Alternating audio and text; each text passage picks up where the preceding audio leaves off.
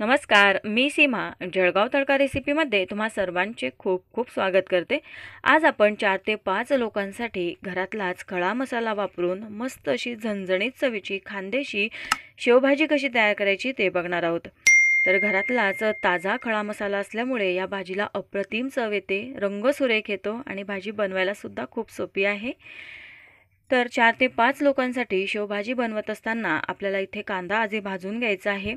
3 लहान आकाराचे मी कांदे घेतलेले आहेत। तर कांदा भाजत असताना गॅसची फ्लेम अगदी कमी ठेवायची आहे। आणि आता तुम्ही ते कांद्याची खाप किंवा कांद्याची फोड बघू शकता। यावरून तुम्ही कांद्याचा साईज आकार लक्षात घेऊ शकता। 3 लहान आकाराचे कांदे आहेत। आता या कांद्यांवर मी 1 चमचा भरून तेल घातलेलं आहे। अगदी मंद आचेवर व्यवस्थित कांदा भाजून घ्यायचा आहे। कांद्याला खूप जास्त जर चटके लागले तर मसाला थोडा कडवट लागतो आणि चव सुद्धा खराब होते। मंद आचेवर व्यवस्थित कांदा ट्रान्सपरंट किंवा सोनेरी रंगावर आपल्याला भाजून घ्यायचा आहे। कांदा भाजून झालेला आहे, मी तव्यावरून काढून घेतलेला आहे।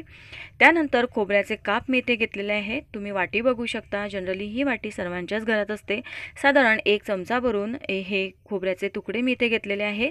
तुम्ही इथे खोबऱ्याचा किस सुद्धा वापरू शकता।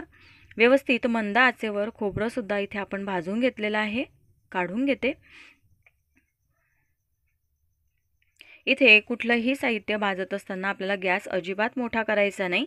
आणि आता खडे मसाले घेतो आहे। तर इथे एक मी मसाला वेलची घेतलेली आहे, एक वेलदोडा घेतलेला आहे, अगदी सुपारीच्या तुकड्या एवढं जायफळाचं तुकडं घ्यायचं आहे। जायफळ जास्त घ्यायचं नाही, भाजीची चव खराब होईल। त्यानंतर एक अगदी छोट्या आकाराचं चक्रफूल घेतलेलं आहे। तुम्ही ते चक्रफुलाचं एखादं तुकडं किंवा 1-2 पाकळी घेऊ शकता। अगदी छोट्या आकाराचं मी इथे वापरलेलं आहे। 1 इंच दालचिनीचे तुकडे करून घेतलेले आहे, 3 लवंगा घेतलेल्या आहेत, 4 मिरे घेतलेले आहेत। त्यानंतर अर्धा चमचा मी इथे जिरं घेतलेलं आहे आणि 1 तमालपत्र आहे, तुकडे करून घ्यायचे आहेत। मसाला भाजत असताना अगदी मंद आचेवर आपल्याला हा मसाला भाजायचा आहे। मसाला अजिबात जळायला नको। व्यवस्थित मसाला भाजून घेतल्यानंतर आता हा मसाला सुद्धा आपल्याला काढून घ्यायचा आहे। 4 ते 5 लोकांसाठी एवढा मसाला पुरेसा होतो, परंतु जर तुम्हाला जास्त मसालेदार भाजी हवी असेल तर तुम्ही इथे थोडा मसाल्याचं प्रमाण वाढवू शकता। त्यानंतर 1 चमचा भरून मी इथे धणे पावडर घेतलेली आहे। अख्खे धणे घेतले तरी चालतील, वेळेवर माझ्याकडे धणे पावडरच होती, धणे नसल्यामुळे मी धणे पावडर इथे भाजून घेते आहे। तवा छान कडकडीत गरम असेल तर तुम्ही इथे गॅस बंद करून फक्त गरम तव्यावर ही पावडर भाजून घेऊ शकता। आता सर्व साहित्य भाजून झालेलं आहे। याच्यामध्ये मी आता 8 ते 10 लसूण पाकळ्या घातलेल्या आहेत। त्यानंतर 1 इंच आल्याचे काप मी करून घेतलेले आहेत, ते घालायचे आहेत। त्यानंतर इथे मी खानदेशी लाल तिखट घालते आहे। तिखट थोडं जाडसर असल्यामुळे मसाल्यामध्येच वाटून घ्यायचं आहे। रसगुल्ला, चपाटा, पाटणा, लवंगी अशा 3-4 मिरच्यांचं हे तिखट तयार केलेलं असतं। तुम्हाला इझिली सुपर शॉपमध्ये मिळून जाईल। नसेल तर तुम्ही जे तिखट वापरतात ते वापरलं तरी चालेल।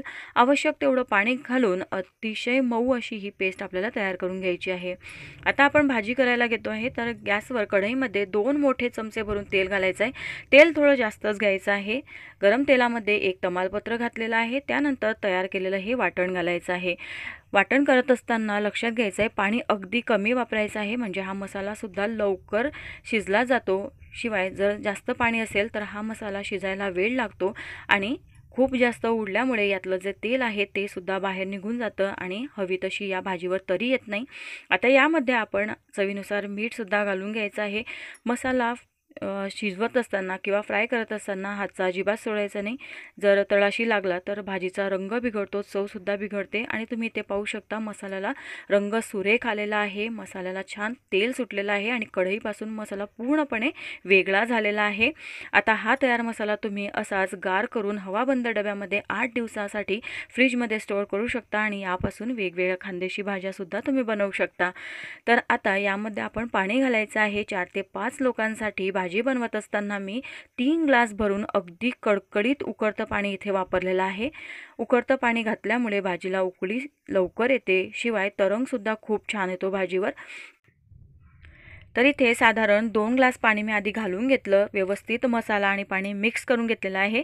त्यानंतर शिल्लक जे पाणी होतं ते सुद्धा मी इथे ॲड केलेलं आहे। शेवभाजी बनवत असताना हा जो रस्सा आहे भाजीचा हा खूप जास्त घट्ट किंवा खूप जास्त पातळ करायचा नाही।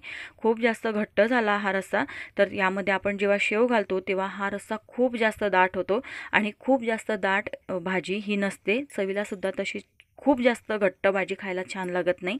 आणि आता तुम्ही पाहू शकता भाजीला इथे आपल्याला साधारण 3 ते 4 मिनिटं मस्त अशी उकळी येऊ द्यायची आहे। भाजीला पूर्ण उकळी आल्यानंतर गॅस मी आता इथे बंद केलेला आहे आणि या भाजीमध्ये शेव जेव्हा तुम्ही जेवण करत आहात त्याच्या साधारण 15 ते 20 मिनिटं आधी शेव घालायचे आहेत। खूप जास्त लवकर शेव घालून ठेवले तर ही भाजी खूप जास्त घट्ट होऊन जाते।